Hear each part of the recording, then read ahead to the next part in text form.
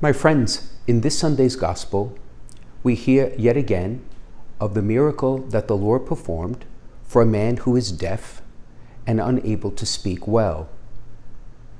And like all the miracles of the Lord, it elicited an astonishment among the people who witnessed it.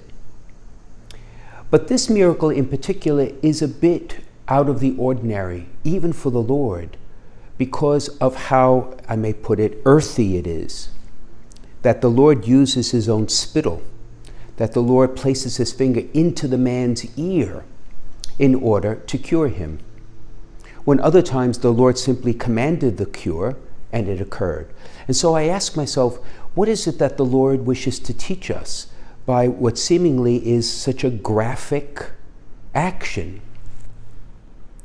And since the Lord always intended to teach us by everything he did, perhaps there is a challenge for you and I to face in our own lives.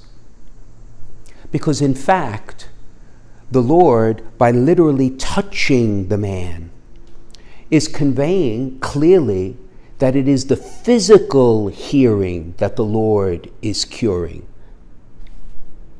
But the man asked for the cure precisely because while he was unable to hear the words spoken to him, he could hear with his heart the presence of the Lord.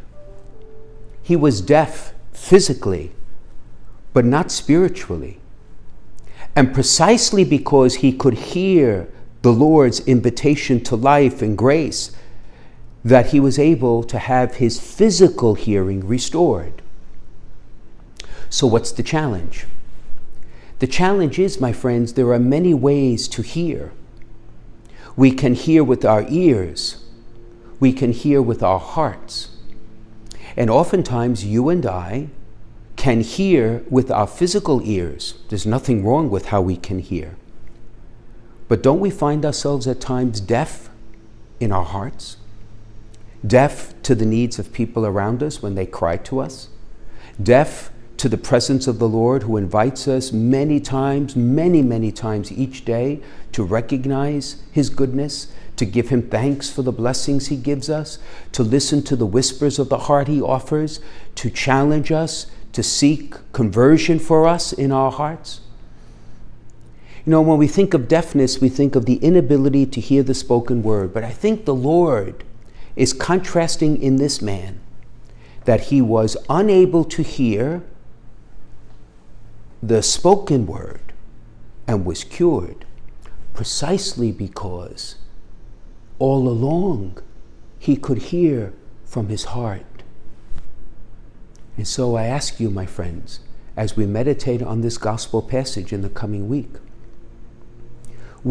most of us who can hear with our ears the words around us, are you and I able to hear from the heart? Or are we deaf?